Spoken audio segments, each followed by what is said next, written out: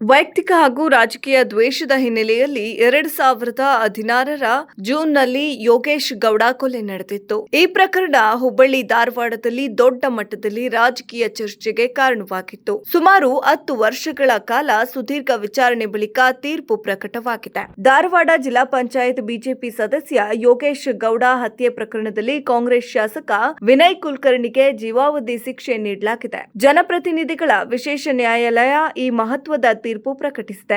ವಿನಯ್ ಕುಲಕರ್ಣಿ 15ನೇ ಅಪರಾಧಿಯಾಗಿದ್ದಾರೆ. ಒಟ್ಟು 16 ಮಂದಿಗೂ ನ್ಯಾಯಾಲಯ ಜೀವಾವಧಿ ಶಿಕ್ಷೆ ನೀಡಿದೆ. ಕೊಲೆ ಮತ್ತು ಪಿತೂರಿ ಆರೋಪಕ್ಕೆ ವಿನಯ್ ಕುಲಕರ್ಣಿ ಸೇರಿದಂತೆ 16 ಅಪರಾಧಿಗಳಿಗೆ ಜೀವಾವಧಿ ಶಿಕ್ಷೆಯನ್ನ ನ್ಯಾಯಾಲಯ ವಿಧಿಸಿದೆ. ಅಲ್ಲದೆ ತಲಾ 30,000 ರೂಪಾಯಿ ದಂಡ ಪಾವತಿಸಲು ವಿಶೇಷ ನ್ಯಾಯಾಲಯ ನಿರ್ದೇಶಿಸಿದೆ.